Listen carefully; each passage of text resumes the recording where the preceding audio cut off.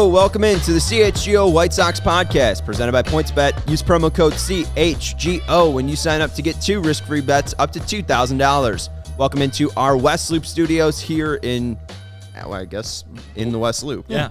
Chicago is where we are, too. And this is CHGO, which is the abbreviations of that great city. Illinois. This is CHGO Sports. Welcome into our West Loop studios. This is Studio A. I'm your host, Sean Anderson. You can follow us on Twitter at Sean_W_Anderson. On the far left from me is Vinnie Duber. You can follow him on Twitter at Vinnie Duber. He is a CHGO White Sox beat writer for our staff. And the man in the middle, the community leader of the CHGO White Sox podcast, Herb Lawrence. Come here. I'm going to hug you guys, community. You can follow him on Twitter at ActorWall23. I hope people are listening instead of the video right there. Yeah, like tomorrow morning, like, what the hell is going on with that guy in the middle? The visuals actually wouldn't work. Yeah, it's a better audio bit. On today's show, we'll be talking about Andrew Vaughn in right field. Can the White Sox trust him? We'll also be previewing the Minnesota Twins after they add Carlos Correa in the offseason. And we'll talk about adding a former White Sox to this current roster after Zach Greinke signs with his former team, the Kansas City Royals, and after Albert Pujols signs with his former team, the St. Louis Cardinals. Now, before we get into all of that, Vinny, got a Red Hot Chili Peppers shirt on. So let's jump into some band talk here. John Frusciante coming back to the Red Hot Chili Peppers. You excited? Dude, they're going to be at Soldier this summer. Yeah? Is that on the list? We'll see. That's not a cheap ticket over there, but nothing is. No, nothing is. Even resale for Heim at Northern Island is like $200. Yeah, it's hard to find a value seat these days for anything, but I'll give it a listen. I was going over my favorite albums in the car on the way here. I was listening to all time? No, of Chili Peppers. Yeah, I was listening to Californication on the way down.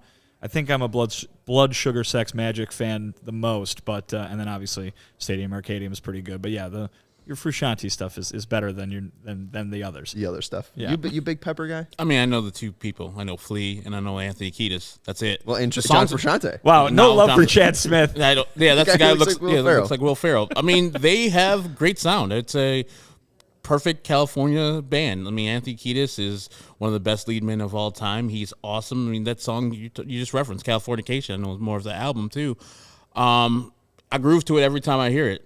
It's a great album. I mean, I think them, and we had the dearly departed Foo Fighters Taylor Hawkins this weekend. Yeah. I think it's hard to hate those two bands. Real hard, because they just make quality music. And good people, too. Yeah. Well, I mean, Flea is one of the best bassists of all time, right? Yeah. Well, what are you doing over there, Sean? I don't know. Good people. Yeah, I'm like, him and Han? I mean, who's better than Dave Grohl? I don't know. I'm not Dave a huge Grohl, Dave to Grohl me, head, I think. is one of those people that is hardly hated by the mass amount of people. Like, Bill Murray is loved, Dave Grohl is loved.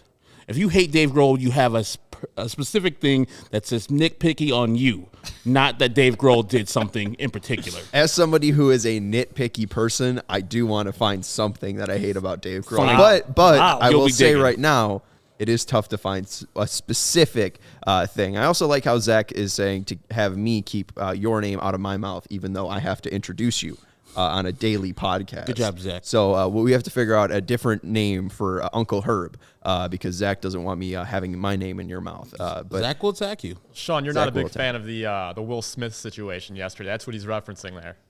Oh, keep your name out of my mouth. Yeah, me and Zach are not married. No, just want to clear that up. I guess that's why I didn't make the connection. We're currently not married. Was that a bit? Maybe eventually. Hell, Zach.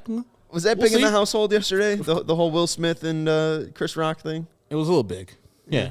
I mean, I don't care for it. Yeah, I just don't like people hitting people who don't unprovoked. Let's say that. He didn't say the joke to Will. He said it to Jada. If Jada went up and slapped him, I'll be like, let's go. I'm not a fan of that, but protecting your woman's honor, it's not the 30s. Come on now. We're almost at the 30s, though. That's weird to say. Yeah, 2030s. God, and when I say the 30s, of course, I'm mentioning the 1930s. Yes, not in the upcoming 2030s. I got to find new stuff. I got to upgrade my years.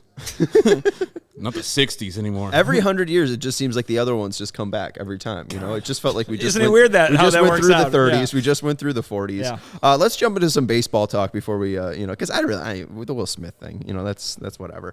Let's talk about former White Sox we would add to this current team. We mentioned Zach Greinke going back to Kansas City after a long absence from the city, and then Albert Pujols, pretty much kind of those two left the Kansas City and St. Louis at the same time, and now they're coming back home.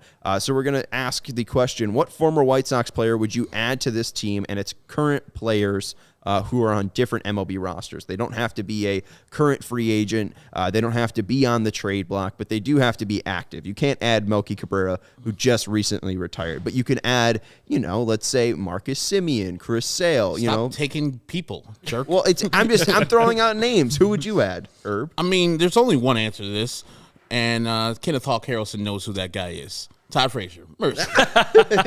He is. I looked up Todd Frazier's numbers, and I thought, Todd Frazier was pretty bad on the White Sox. He had 40 home runs in that 2016 terrible White Sox. He did. Well, he did. Terrible White Sox. It was terrible because they finished, third in that year? Ugh. But 40 home runs, he was an above-average hitter for his year and a half here with the White Sox.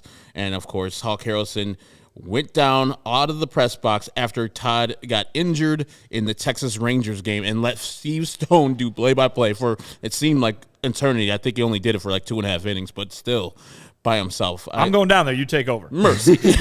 I got to go check on Todd. Oh, my God. I didn't think you were going to actually say Todd Frazier, though. I mean, and there's an added benefit. You keep away Adam Eaton. It's like an Adam Eaton repellent. Yes. Just Andrew Vaughn got hurt a little bit. Let's call him Adam Eaton again. Nope. Todd Frazier's on our team, so no. And he can afford his own mortgage now, so that's good.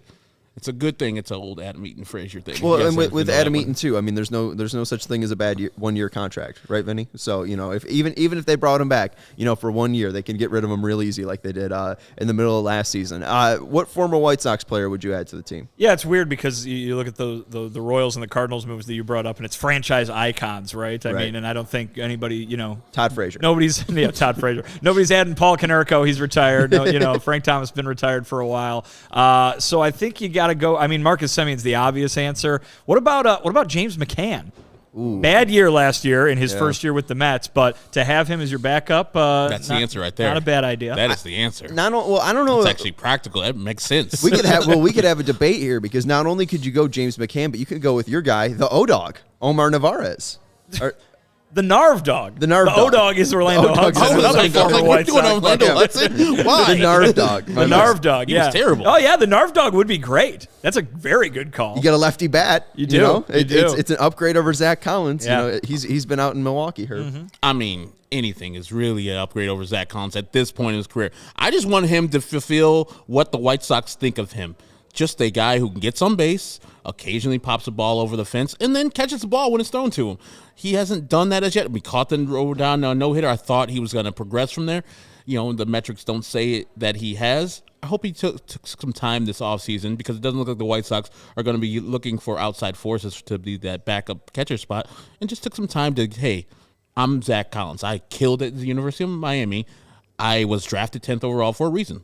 Let's get to it. Yeah, he seems to be like a quad A player. Like it does seem like he's always on that fringe of he could be an MLB player. Just like it never feels like he has enough playing time. Like I don't know. That's what it is. The most part. I mean, you look at those numbers from the minor leagues and they're eye popping. They're so good. And then he comes up here and I think quietly the on base percentage has been very good. Mm-hmm. It's just that he's not getting the consistent playing time. And so when you get a low batting average combined with very few opportunities, you feel like the guy's never getting any hits because he isn't, but he's still getting on base. I don't think he's necessarily the best answer for the backup catcher spot on this roster the way it's constructed. But Sebi?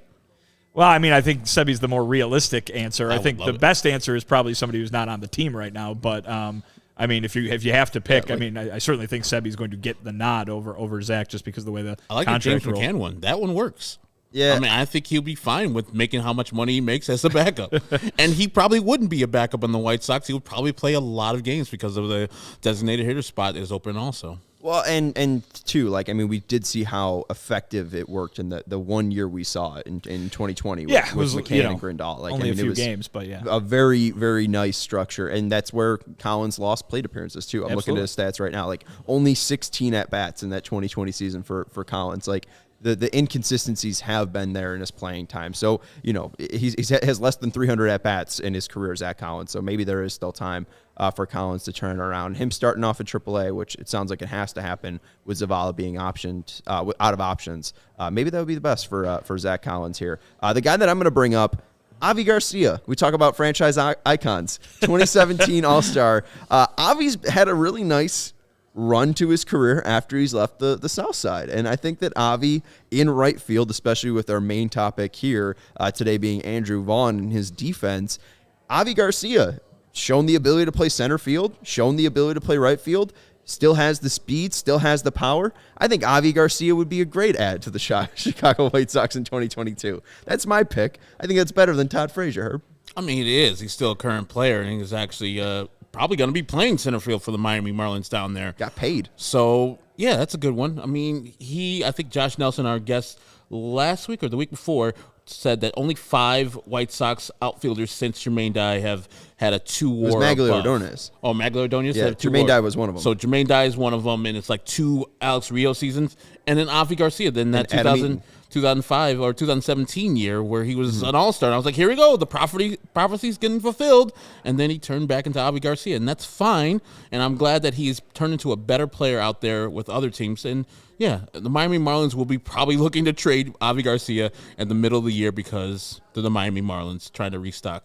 If we haven't had our right field situation settled then, or these 2 guys who we're counting on, 3 guys, fail, it'll be a nice addition to come back to the White Sox. He's only, 30? Yeah, 30 years old. Pretty big contract, though. $53 million for 4 years.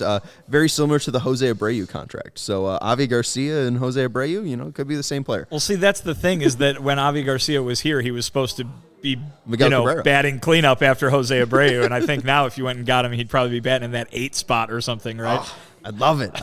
Avi Garcia in that 8th spot. And like a hitting second 29 home runs. Oh, it'd be dangerous. And what? And be a second thought. People like, who? Yeah. Avi Garcia's up 8th. Fuck. Shout out to Avi Garcia. All right, but that's a fun little icebreaker there to start off the show. What's up? Disappointed at all of you. No one's going to pick Fernando Tatis Jr. He didn't count. He didn't play in an actual team. He can't use minor leaguers. Is that the is he even good? Here? That's a better point. Yeah, is he even good? And he's a bum. And the White Sox have a shortstop. Yeah. Right. What? He wouldn't even play on this team. He wouldn't even play. Like, as Hawkley, where we play him? Right. I would find a spot for him somewhere in that lineup. I mean, he's hurt. They tried putting him in right field. And unlike knuckleheads who ride multiple motorcycle accidents. Come on, Tatis. It's just reckless. He should lose some of that contract. I'm giving you a triangle. I don't know if there's a certain thing in the contract where doing dangerous things like skiing and or motorcycle riding is strictly prohibited, but I'm sure for Madison it's strictly prohibited. And he did it multiple times. Like, which time do you think I got hurt? Come on now.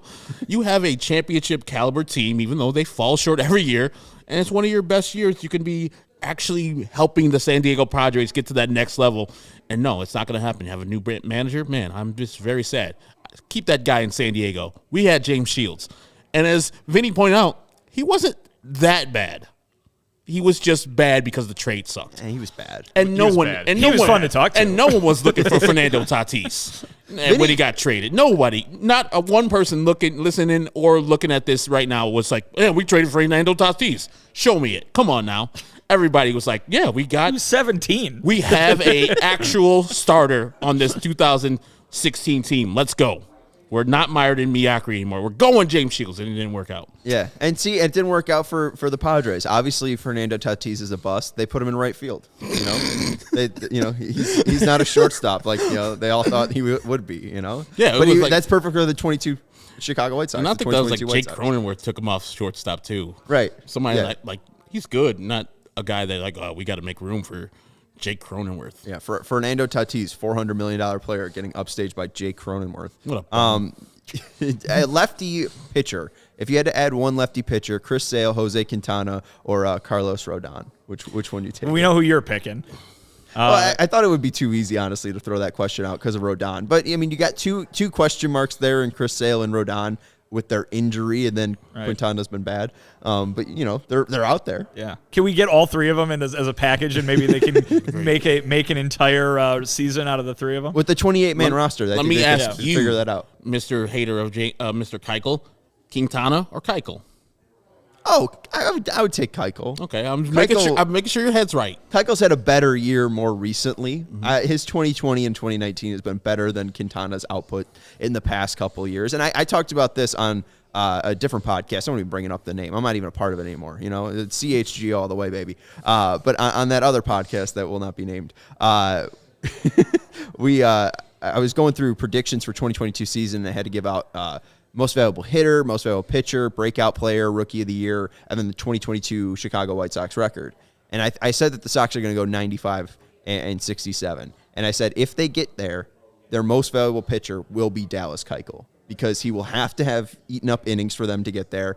And that way, yes, Cease has the ability to get to a Cy Young. Giolito has the ability to get to a Cy Young. Lynn obviously has the ability to get to a Cy Young. But if those guys consistently are good, and the expectation is them to be good this year, if Keuchel is then good and Keuchel can give them quality innings, 160 innings under a 4.50 ERA, the Sox would sign up for that completely. I mean, that's a bounce back year, I think, in everyone's mind. Yeah, so that's pretty much who I thought the Sox were getting when they signed him initially, and the 2020 season kind of skewed those results, because I was like, man, this guy is top 5 in the AL Cy Young. Is he this guy? Is he the guy that won a Cy Young back with Houston? Awesome. We are moving forward. Now, if he can regain some of that, it looked good. Yesterday, he was pitching versus the Angels? The Dodgers, and he looks solid. He looks really solid. I know it's spring training and results are weird, but I was like, all right, we slam him for getting hit when Vinny posts one picture of a live BP game, and it's Josh Harrison taking him deep. This guy is terrible. Where are we doing?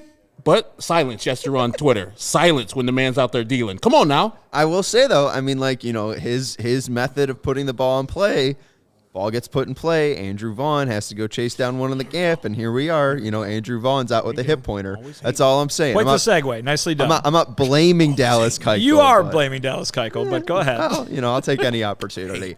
Before we go in and blame Dallas Keuchel, the best way to support CHGO is to download the PointsBet app and use code CHGO when you sign up. If you do that right now, you'll get 2 risk-free bets up to $2,000. But that's not it. If you make a $50 or more first-time deposit, you'll receive a free CHGO membership, which unlocks all of our web content, and you'll even get a free shirt of your choice from the CHGO locker. That's $2,000 in free bets, a free CHGO membership, and a free t-shirt from the CHGO locker, all for making a more than $50 first-time deposit at PointsBet. If you have any questions, you can email pointsbet@allchgo.com, and we'll help you out. Your home for live in-play betting just got even better, introducing PointsBet's newest feature, live college basketball same-game parlays. For the first time ever, you can build the perfect live same-game parlay only with PointsBet, and online sign-up is back and available in Illinois right now. You can download the PointsBet app and register your account from start to finish, all from your phone. Plus, during PointsBet's Match Madness, all users can earn up to $100 in free bets. During each round, just place a $50 pregame wager and get a free $20 live bet to be used for that round. So what are you waiting for? Once the game starts, don't just bet. Live your bet life with PointsBet. Gambling problem? Call 1-800-522-4700. Also, got to mention, we are here at CHGO. You see on the screen, if you're watching, at CHGO_sports. This is CHGO. Welcome in. You get free podcasts. You get free live shows each and every day, Monday through Friday, mostly, 5 days a week. It's not every day. That's a lot of content. It's just there. You can listen to it on Saturday. That's true. I went back and watched a couple of our old episodes, but all of the post game shows. Tape. Yeah, I'm watching tape. I put it on 1.5 speed. It goes a little bit faster. I don't have a ton of time, but I could crank out 2 episodes in an hour. Just crank up the speed there. You guys sound like the Micro Machines guy. But podcast, live shows on every team, every day, and post-game shows are all free here on our YouTube channel, all podcasting services, but premium written content for all members at CHGO. If you become a member at all CHGO, you'll get access to the premium written content that our good friend Vinny over there is cranking out on a daily and weekly basis. You get dope merch for all your team. If you sign up to be a member at all CHGO, you'll get a shirt of your choice from our many options. We got a Sky one, we got a White Sox one, we got a Blackhawks, Bears, Cubs, CHGO, nice designs. You got a little flag here. We got a flag logo logo here. It's got one on the chest. It's really nice. You can go get one at allchgo.com when you become a member. You get a free shirt when you become a member, and you also get access into the CHGO Lounge, the members-only Discord. If you want to chat with us throughout the day, we're always in there. So being a member at allchgo has its perks. Go sign up at allchgo.com. All right, I blew up your segue that you gave me, but Dallas Keuchel was on the mound in the fourth inning in yesterday's spring training game between the White Sox and Dodgers. Throws a ball, lower zone, gets hit out opposite field into the right center gap. Andrew Vaughn goes and chases it down, dives over the ball, lands awkwardly, throws the ball in, looks like he's going to stand up, ends up getting carted off the field. Sox announced today that he's going to be out for 1 to 2 weeks with a hip pointer injury. Vinny, when you see the play, when you see the replay, when you look back, what was your first reaction to the Vaughn injury? It didn't look like a play that would have caused something very serious, and that's from obviously not from a medical background, but from someone who has watched a lot of serious White Sox injuries over the past few years. It didn't strike me as something like that. It looked like, he landed on his hip and he probably bruised his hip, and that's what happened. Now, obviously, those can be bad bruises and those can knock you out for a while, but they report today that a week or two he's going to miss, and that's about it. Now we're fewer than 2 weeks from opening day, so that could carry into the regular season. We'll see how things progress. They basically say the bruise goes away and he'll be fine. So I think a lot of the stuff that we're going to get into is going to be stuff that has to do with him playing right field, and I think to answer the question that is the title of the podcast and that is sitting right below us on the lower third there, can the White Sox trust Andrew Vaughn in right field? Certainly before yesterday, I would have said yes, and I think the reasoning being that he played a heck of a lot of corner outfield last year after not really doing it ever before, and we had really rave reviews for him, if not, because he was a Gold Glover, but because he did what he was supposed to do. You will remember to last year, not a lot of diving by Andrew Vaughn, and I'm not saying that that was a terrible decision or anything. Hey, he caught the ball, didn't he? But I wasn't thinking, oh, this is Eloy Part 2. I wasn't thinking, this is Luis Robert, something like that again. Obviously, you don't want to see the tweet, Vaughn carted off the field. That sounds pretty bad because he's going to be a very important player for this team this year. But just in terms of the play, I think he was going for the ball, and that's what you're supposed to do. But, also it's spring training. Right. Even then, like, Herb, if he doesn't catch that ball, I'm not going to be upset because then he's not injured for 1 to 2 weeks. What was your first reaction? I think it's hard to take off the instincts. Like, he's a ball player. And, yeah, he's not an outfielder by trade, but he played there last year. I didn't see anything out in left field that I was like, oh, you cannot play that guy out there. Actually, to the contrary, I thought he was solid in left field, even though the metrics don't say as much. Right field is a little tougher. You got to have a stronger arm. Which he has. Yeah, exactly. And so when he dove, I was like, awesome. Go ahead and get the ball. Show him that you have a little athleticism in you. But the injury is tough. And from what it sounds like, it's just a contusion. Hip pointer, something just wasn't feeling right. As we talking about, it's a spring training game. No need to have any discomfort in a spring training game, so just take him out. The cart kind of raised fears a little bit more. People like, okay, if he needs a cart to be off the field, that's going to be a little tough. But if you know the layout, and Vinny, you can speak to us better, of that facility, it's much easier for the White Sox and the Dodgers to get carted off to their specific parts of their fields because they share the facility in Camelback Ranch. Yeah, I mean, listen, he's in right field. He's as close to the Sox facility as you can get. I think the idea basically don't walk back into the dugout just to then have to walk down the line. Exactly. You don't go into the dugout and into the tunnel to get examined. You got to go out the right field gate. And so I think the idea is that they just wanted to get him out of there as quickly as they could have. And with this talk with Vaughn's injury, 1 to 2 weeks is the timetable. We're 12 days away from opening day. Before we get into the idea of can they trust him in right field because of his defense, do we think that he'll be ready for opening day? Again, 1 to 2 weeks, 12 days away from opening day. Are you concerned that they might be without Andrew Vaughn for the first game of that opening series against Detroit? They might be. I mean, just because all we can do is go by the timeline that they've given us, is say back-to-game action within the next 2 weeks, basically. And, within the next 2 weeks is games that start counting. So I wouldn't, I don't think it's something to be concerned about with the information that we currently have in terms of it affecting the White Sox record or anything like that. But Andrew Vaughn might not play the first day, the first weekend. We'll see. You know what I mean? But it doesn't sound like it would be something that would knock him out, that would require an injured list stint or anything like that. Right. And you mentioned rave reviews of him in the outfield last year. I remember Tony saying in spring training that he's above average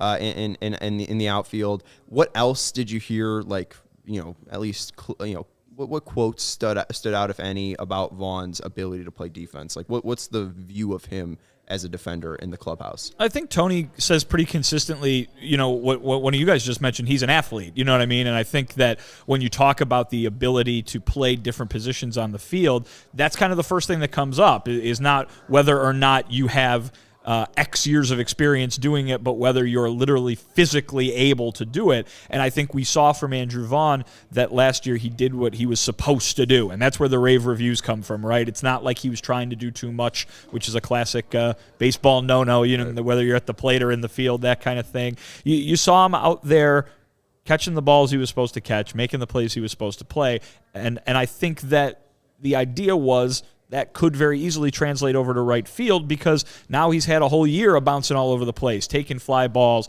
And yeah, obviously left field and right field are different, just like center field's different from the three of them. They're not interchangeable by any means. You got to know what you're doing out there. But I think that they are confident that after seeing a year of him playing the outfield, that he could transition very easily, to doing that kind of thing again if needed. And you got to remember, too, he wasn't going to be asked to do that in 162 games. They've got all these guys that they were going to cycle in and out of there. But I think that they were as confident as they could be in his ability to get the job done the way that they would deem acceptable. Herb, what's your confidence level? We see thumbs up Kevin on the screen saying, I like Engel in right field. Honestly, Robert and Engel in the outfield is an elite defense. We were thinking that the right fielder rotation would be Engel, Vaughn, Sheets, and then Avi Garcia at times as well in right field. The Sox are confident in those three. Are you confident now, after seeing Vaughn's adventures in right field, seeing the dangers possibly of it happening, are you still confident in the plan of those three in right field? I mean, it's not preferred, but what it is, it's fine. It's gonna, especially with this lineup the White Sox have, those three are not going to feel pressure to perform. I think if they do the things in the back of the baseball card, usually, like in the minors, Vaughn didn't play that much, they'll be fine. Everything will work out as it should. Be an average right fielder, which we haven't had in a while. I think that the thumbs up Kevin brings up a good point. If Vaughn is out for 2 weeks, I would love to have Adam Engel start those games in Detroit, depending on the pitcher, especially if it's Tariq Skubal starting or Eduardo Rodriguez, because of that cavernous right field. It's a huge ballpark.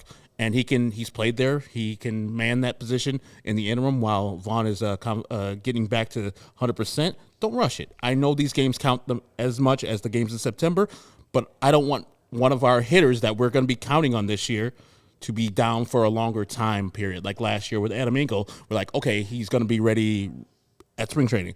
Then it's going to be ready beginning of the year. Then it just kept on going. And then every time he come back, his hamstring was messed up. So I want him to do whatever he needs to do to get back to 100%, and that right field will be fine, be all right. I think by the time June comes around, like, what are we talking about? Mike and Conforto, these guys are fine. Yeah, I don't know about that. They won't be like, oh, my God, Mike Conforto sucks, but you'll be like, this is a fine right field platoon. We're getting by. We're in first place. Who cares? That's fine. I understand what you're saying, but, that's what I think as doing this podcast, I want the Sox to avoid. Because, yes, it's fine when it's June. It's fine when it's August. Mm-hmm. It's fine in September. But we've seen now for 2 straight years that, and it's not solely based on their right field production, but it hasn't been good enough. So, whatever is fine right now and whatever on paper could possibly win them a championship, it hasn't yet. And it feels like that's been at least the idea in the clubhouse, is that, the team that they've rolled out in 2020 and the team that they've rolled out in 2021 hasn't been perfect. It seems like Rick Hahn still wants to add to the teams, but it still feels like they've thought highly enough where the team could be championship level. And I think that it's just not championship level to now be having one of the three guys in right field. I have worries that he's going to hurt his ability to stay on the field now just because, and it's not to an Eloy level, but there was a play in August 15th against the Yankees, Sox versus Yankees, a Sunday, and this is from Jim Margulis in Sox Machine. He has a clip of Giancarlo Stanton hitting a ball the opposite way. It's down the right field line. Vaughn tries to make a play, dives, misses the ball completely, and he falls completely face first, and it looks like he tweaks his back. And he said that play took place on August 15th. Vaughn homered early in that game to raise his line to 263, 333, 459, and that was the highest peak that his OPS reached was on August 15th. And then after that play where he dived and landed awkwardly on his stomach and on his back, he hit 133, 220, 167. He only had one extra base hit after that. I do just wonder that, maybe it wasn't the length of 162 last year, but maybe it was just the actual defense and playing right field that led to his hitting downfall last year. Like, I do worry that him playing the field and him playing a more extraneous position like right field led to that injury and then led to the White Sox being down another player just because they were down Engel at that same time as well. Yeah, I would say do what you did last year in left field if you're Andrew Vaughn.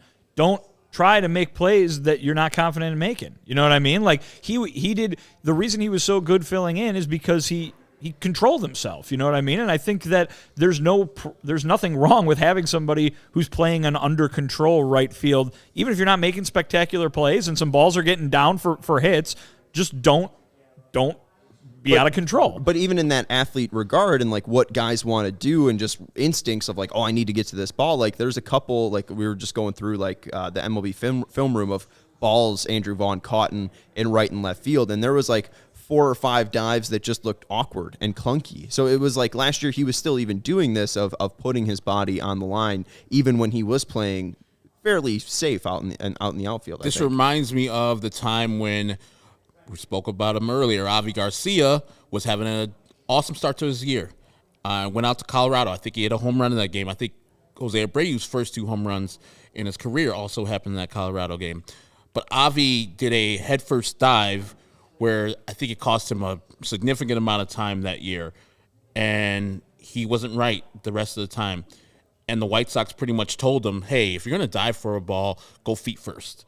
We don't expect you to make any spectacular plays. Just get to the balls you can get to, throw out the people, throw to the cutoff man, and do not dive head first at all. You're out of your repertoire now.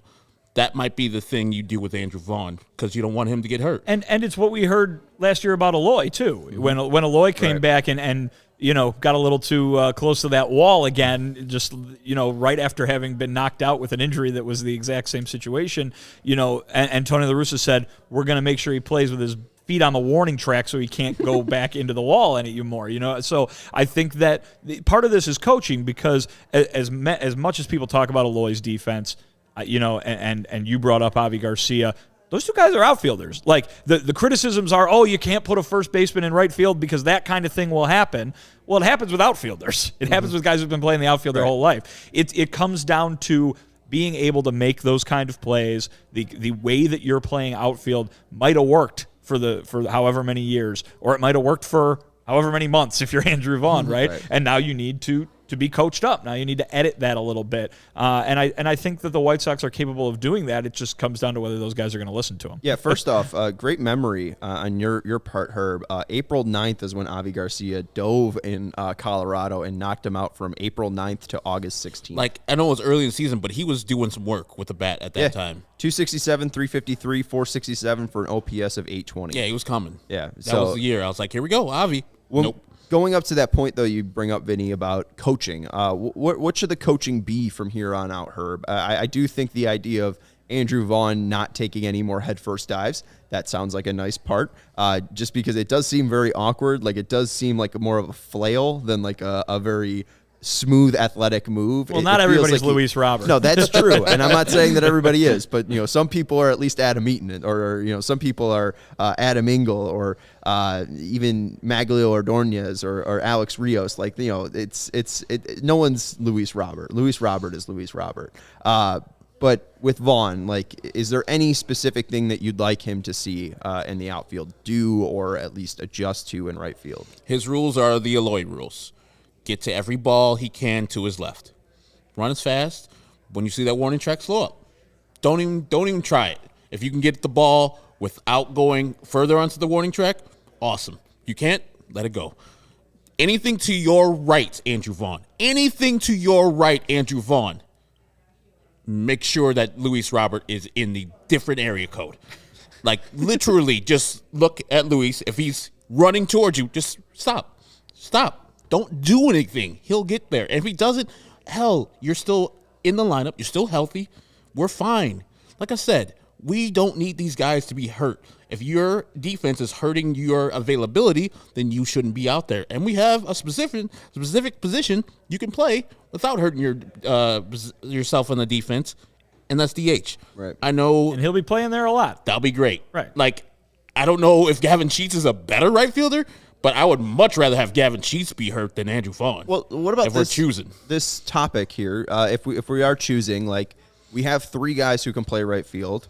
Leori Garcia is a yes, right field. Yeah, can. There's one that can definitely play. There's one guy who is an outfielder by trade, Adam Engel, and then there are three other guys: Leori Garcia, Andrew Vaughn, and Gavin Sheets, who also play other positions. Mm-hmm. Could we see Andrew Vaughn just shift to the DH position? And then we see Leuri be worked into right field more often because there is the Josh Harrison safety. I think you're hurting your lineup if you do that. If you're saying we're scared to put Andrew Vaughn in right field, we're scared to put Gavin Sheets in right field, right. You're hurting yourself offensively. Well, I'm fine with Sheets, but like if Vaughn is an issue, because I think Vaughn, like I think you can make the argument that it's possible he hurt himself last year in the field, and now he already hurt himself again in the field. Like, if you want to get him consistent bats, he's already wearing 25 because of Jim Thome, because of all the guidance Jim Thome gave him to be a DH. Like, why not make that his natural position? Because that's what it was supposed to be before last year and before Eloy hurt himself in the outfield. Because you can put him in right field, and it's not like he's gonna fall into a vat of quicksand. You know what I mean? We're talking about a couple plays that didn't go right, and you might want to coach those kind of things up, absolutely. But you can put Andrew Vaughn in right field and allow him and Gavin Sheets to be in your lineup. You can put Gavin Sheets in right field and allow him and Yasmani Grandal to have a day off from catching and still be in your lineup. I mean, these are pluses. These versatility are pluses. I know everybody wants to, set it and forget it kind of thing, and that is its own kind of luxury at times. But when you are able to go through a 162-game season and give guys days off and use a spot where you're confident in the guys, as the White Sox are. White Sox fans might feel a little differently, but you're confident enough in the guys that you consider them a plus in your lineup, both offensively and defensively. You can use that spot to accomplish a lot of things on the field. Maybe Leori Garcia needs to go play third base for a day because Yohan Moncada needs a breather. Then you're allowed to have Vaughn in right field, Sheets at DH. Maybe Engel's going to play right field one day. Vaughn can still DH. I mean, Tony La Russa. But all managers, but especially Tony La Russa, loves this mixing and matching. And I think that is a positive for them when they have with the way the roster is currently constructed. If you can get all those guys at bats and be confident in them, go ahead. Yeah. Herb, what do you think about the idea of making Vaughn a full-time DH that doesn't have to play the field? I think he's way too young. We talked about this. The designated hitter spot is really hard to master. And I know he talked to Jim Thome, but Jim Thome is Jedi guidance is one of one. There's not a lot of Jim Thomes that could do what he did. And, it's a hard job to just sit there and okay, I struck out that first time. Damn it, that's tough. Now I got to think about my next at bat, and I can't do the field part where I can just forget about it naturally because I got to pay attention to what's going on with the pitch. Now I got to just sit there and let that strikeout marinate in my body. It's like, son of a bitch, what did I do? That guy's going to come back to me with that same thing. You're just thinking about that at bat that whole time. That mental strain, I don't think is good for a young player, especially a young player that hasn't established himself with a full year of baseball playing. Like last year was mostly a full year. Got hurt a little bit, but like, why are we throwing him to a full-time designated hitter spot? That's why last year when they were saying that, I was like, you're jumping both from single A to the majors, and you're going to be a designated hitter? That's really tough. So, yeah, a couple of spots, a couple of bats at designated hitter, 30, 40 games, but not the primary DH guy. I would rather have, if we're doing the, hey, who's better right fielder between Gavin Sheets and Andrew Vaughn, I would say Andrew Vaughn. And I would want the better fielder out there. But if we're doing, hey, who would you rather have out of the lineup if somebody needs to get hurt? Yeah, Andrew Vaughn is the more valuable piece. So I would put him at designated hitter if we feel that he is at risk to injure himself out there in right field. And my thought would just be this, too. Would you have asked that question? Would you have asked any of these questions when you woke up yesterday? You know what I mean? Like, I understand what the play looked like and you know, the visuals of a guy getting carted off and everybody's memory of Eloy having the same problem a year ago. But as we know right now, it's a bruised hip that is going to keep him out for a week and a half. Right. You know what I mean? And as Gavin Sheets told Scott Merkin of MLB.com, might have talked to multiple media members today, but I saw Merck tweet it out. Gavin Sheets says, you can bruise your hip at first base. You can bruise your hip playing left field, and I mean, or you can bruise your hip playing third base. I mean, and so here's the thing: when we talk about Eloy, we have, you know, the evidence piles up, and so when people ask this question, should Eloy be DHing? You know what I mean? They have a body of work to talk about. Let's not ship Andrew Vaughn off to full-time DH because of one diving play he made in a spring training game. You got Jimbo over there. Come on, Jimbo, with the Micah Rodolfo love. No, come on. He can love Mike Rodolfo all he wants. Guys, I want to chime in with something that La Russa said just recently, actually. Yeah. He's talking about fans, White Sox fans that want to go outside the organization to get another right fielder. He said, you are probably not White Sox fans. White Sox fans know we have guys in the camp who can handle it. What do you guys think about that? Well, they do have guys in the camp that can handle it. I mean, they do. The guys that we're mentioning, Sheets, Engel, Adolfo, Cespedes, like they have guys in camp to handle it, absolutely. Just none of those guys are Michael Conforto. Adam Engel has not had the health that Conforto has and doesn't have the bat. Gavin Sheets doesn't have the defensive resume that Conforto has. Conforto has 5 full seasons of being a right fielder, so they don't have the true experience that Michael Conforto has or somebody outside of the organization might have. I do think, Vinny, to your question about asking, would I ask this question if I woke up this morning yesterday about Vaughn being the full-time DH? No, but I do have more information. Like, looking back now at that play on August 15th where he's diving out in the field and then he has the rough end to August and September the way he does. Like, the question is, did he hurt his back and tweak his back and then hurt his ability to help the team in August and September because he was trying to do too much on defense? So, like, I didn't know that play happened. So now that I know that this play happened, like, I would rather see Andrew Vaughn develop as a hitter more than anything. So if he goes and just plays 120 games this year at DH, I don't think I'd be upset at that because he's working on trying to become the hitter that I think that we all know he has the potential to be. So I'm only throwing out the question because I don't want his hitting to be stunted again, because I thought he was truly on his ascension throughout, August last year. I thought that he was finding his own, and it feels like he was really set back by that injury. So if he can avoid that injury and still maintain his progression as a hitter, I think he can do that at the DH position, which is why I bring up the question. And to answer Stephen Nicholas, who is our producer today. Hello, Stephen. Hello, Herb. To answer his question, I think Tony's just giving confidence to the people who are already in the clubhouse. Right. I mean, that's what a manager is supposed to do. Pump up the guys who are there. Maybe they have self-doubt, but Tony's like, no, I have no doubt. We have more than enough to cover it. We're good. And that transfers throughout the clubhouse. Like, hey, Skip believes in me. I believe in myself. Let's go. What else is Tony going to say? Right. Exactly. Tony's not going to say, yeah, oh boy. Yeah, because these guys, oh boy. Photo tape. Oh, yeah, no. Real good. No, I let's put it this way also, too. Like, I think this is this is almost like a chicken or the egg thing, too, a little bit, because all these people, all these White Sox fans and very loud ones on Twitter want them to sign the one remaining named free agent so badly. And Dexter Fowler. Dexter Fowler, of course.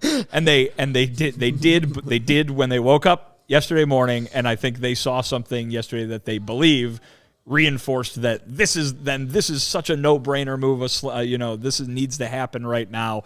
I don't know if I would go as far to say that seeing Andrew Vaughn make a clunky dive in right field is the be-all, end-all. If they don't do this, they're not winning the World. If they don't sign Conforto, they're not winning the World Series because of that one play. Well, I will say this. Obviously, as I think we're all in agreement, if they sign him, they're better. Yes. That's true. It's just true. Yeah. He's a good player. Yes. They would add a good player. If they sign him, they're better. But I also think that it's possible that they can win and win big with what they've got in right field right now. Yeah, which is fair, and I would agree with that. And I think that truly the play, the reaction that I have to the play is more, is Vaughn going to hurt himself and then therefore hurt the team's ability to win a championship by doing too much in the outfield? That's the first question that's clearly raised. And then the other one is, did they do enough outside of even right field? Because if they had a more competent DH that they could rely on, then, I don't know, maybe they could focus more time on him playing right field and him, truly trying to just be a right fielder rather than, maybe you'll be the in waiting to Jose Abreu, or maybe you'll be our full-time DH at some point. Like, it doesn't feel like he truly has his future position. So I think even if they took more of a step to make right field more of his position during this offseason, I would have felt more comfortable. Like, all right, well, that's growing pains out in right field for a future right fielder. Like, I don't know if it's even worth it for him to play right field, because I don't know if this is what he'll be doing in 5 years. Well, but look at the Dodgers, right? Everybody wants to be the Dodgers, and the Dodgers are successful in part because they've got 9 guys that can play 9 different positions, it seems. Right, but even then, like Cody Bellinger too. Like, I mean, he's playing all around the diamond, and he stinks now. So he can still come. He can still come here. But yes, I get what you're saying. But it adds to the legend. We look back 15 years from now, it's like, man, that legend Andrew Vaughn, he started his career playing left field for us. Then he went to right field, and eventually, when Jose left, he assumed first base and became the best hitter in White Sox history. Blah, blah, blah. Paul Konerko was a catcher. If you enjoy CHGO, one way to help us continue to grow is to download the PointsBet app and use code CHGO when you sign up. Not only are you going to get 2 risk-free bets up to $2,000, but if you make a $50 or more first-time deposit, you'll receive a free CHGO membership,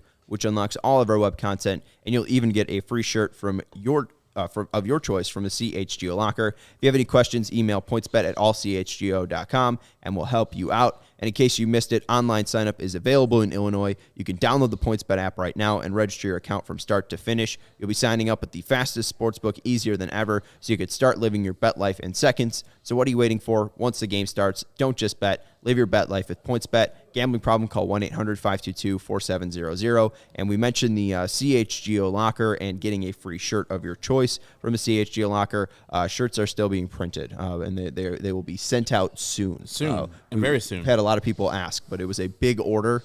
So big order means a lot of time to print all of those shirts and get them shipped out all throughout the country. So thank you for ordering one. Thank you for supporting CHGO. And if you have ordered a shirt, back on March 4th when we launched, shirts will be coming soon. So stay patient. Your dope merch will be coming to you soon. Let's get into our final topic here. We'll be doing this all throughout the week on the CHGO White Sox podcast. We'll be previewing the other teams in the division. Herb, how are we going to do this? We starting at the bottom and going up to the top? I mean, if there's anything we need to do, firstly, Steven, can you help me out? Minnesota! I love that thing. Joe Biden, God. But yeah, we're going to be discussing their lineup first, of course, because they just got a big-time free agent, and then their pitching staff, which is a little underwhelming. So I think the Minnesota Twins, with their lineup as currently constructed, have a just below what the White Sox have, as far as, if we could show that, Steven. It's Byron Buxton is the key. Oh, look at Rocco there. Wow. Rocco Baldelli. Hey. Steven, did you put that together? He's great job. See, weird-ass Minnesota Twins in there, too. Byron Buxton is a MVP candidate. They got a standee of Rocco Baldelli somewhere. Yeah. At the local grocery store. He wants you to buy ginger ale. At the local Hy-Vee in Minnesota. In Minnesota, Steven. No? Sorry, Cody. No, Cody was... Let's go. Every time. The Cubs guy's bothering our producer, so... Come on, Cody. Yeah, come on. Yeah, Byron Buxton's the MVP. We have Polanco, who had a couple years ago, was really good. He fell off since then. Carlos Correa, we spoke about him.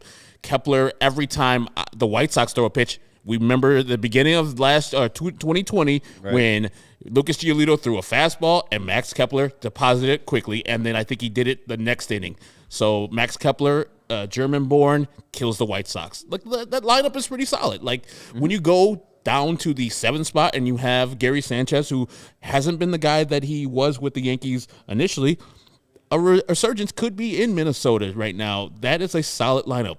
A really solid lineup. Yeah, and there's a guy in there too. I'm not even seeing. I think if you put Sanchez as the catcher, maybe you can throw in a DH somewhere else. Luis Arraez has been really good for the Twins also. And Polanco was really good last year. Yeah, I don't know why 30 home runs. Polanco here. Oh, sorry. I thought he was really good the year before. But, you got Polanco and Correa up the middle now. That lineup is, I would say, definitely the second best lineup in the division. Yes.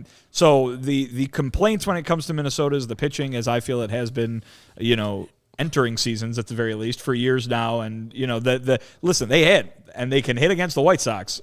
So I think a lot of the guys in that lineup who had real down years last year probably water gonna find its level a little bit, and they should be a little scarier to opposing pitching. When I looked at their starting rotation, I was like, "Ooh, friends, it's bad. We are in trouble in Minnesota. Yeah, look at that, real bad." You got Sonny Gray, Dylan Bundy, and then it gets a little bit worse. Ober. Yeah, name you go. Bailey Ober, Joe Ryan, Lewis Thorpe, and they have Randy Dobnak and Kenta Maeda on the injured list. Maeda's got Tommy John, and then Randy Dobnak's got climber's finger.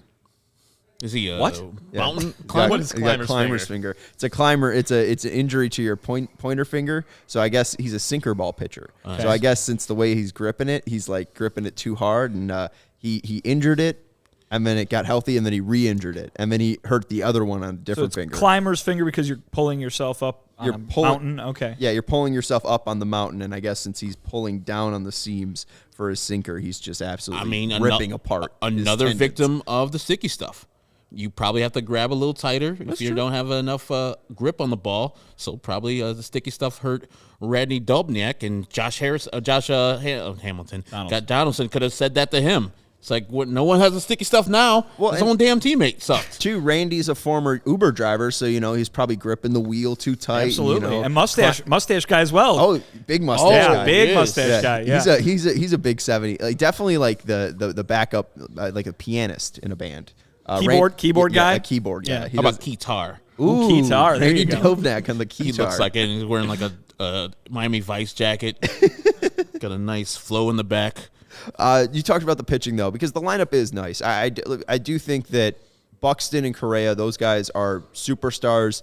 There are injury concerns with them. Correa hasn't played many times over 120 games in a season. Buxton has been on and off, but when they are healthy, they're probably the best at their positions. But the lineup does feel like it has enough to at least lift them up if one of those guys isn't there or one of those guys isn't healthy. But if they don't have Buxton and Correa for the majority of the season, I really don't see them as a threat for the White Sox. Yeah, I'm not sure. I think, Herb, you the way you phrased it was perfect. Is like the lineup comes just below the White Sox. I think the team in general probably comes just below the White Sox, and it's not. They made some great moves to be a lot better than they were last year to make some challenges in the division. I think if you're just talking about what's on paper, the White Sox have the much better roster. That being said, you got to play the games, and the White Sox won the division by an awful lot last year. I don't think anybody's expecting them. Certainly the way the talk was, if you talk to Rick Hahn and players and everything, last November, the expectation was the division was going to be a lot closer. Now you got some proof as to why it's going to be a lot closer. And look who it is, the Minnesota Twins, as it always seems to be, right? Weird-ass Minnesota Twins in stereo. Minnesota Twins. There it is. Thank you, Carson Charles. Is that his real name? It is. Karsten Charles Sabathia. Karsten Charles. Yeah, that's why he went with CC. Well, yeah, so CC is a lot better than Charleston. I would not be able to say that. If I was born Herbert Lee Bass, I have a different last name, the third. If I would have known that Trey was available, you've been calling me Trey right now. Trey Lawrence. Not Herbert. Going back to the rotation now, I do think that that's probably their biggest weak point. Bailey Ober, I know that Sonny Gray and Dylan Bundy, those are names that I think people recognize. I think they just picked Joe Ryan out the streets. They did. I mean, I know they got him last year from Tampa Bay, and he's supposed to be decent. Wasn't Joe Ryan their senator? Was that a different? That's Paul Ryan. Paul Ryan. Well, he's from Minnesota or from Wisconsin. Oh, and he was a congressperson, not a senator. Yeah, come on, man. Right, my bad. A raise. You know what? I was close-ish.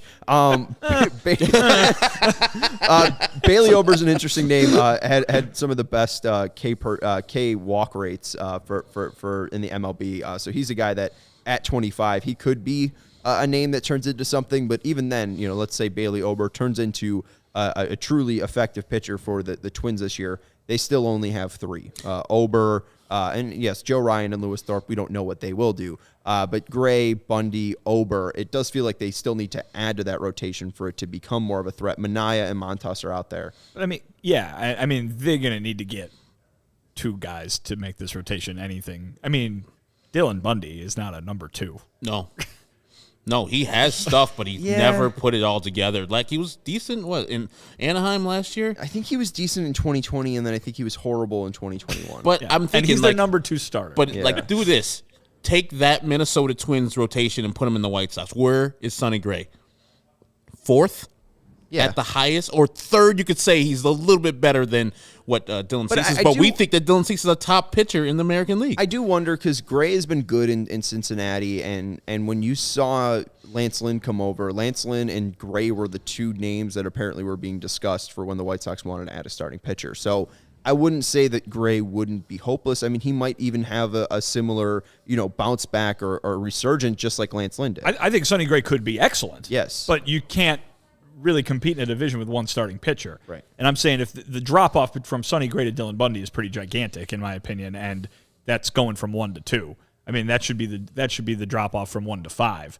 And that's you cannot win a division with that rotation. And so it's no surprise that they're interested in making those kinds of upgrades because they have to. And they have youngsters that they can trade to get Manaea or another starting pitcher out there. And one of the names that we didn't have in that lineup was Alex Kiriloff. Kiriloff is a top prospect that he was in the lineup. Oh, was he? Okay. Yeah, he was in Kiriloff right fielder, right?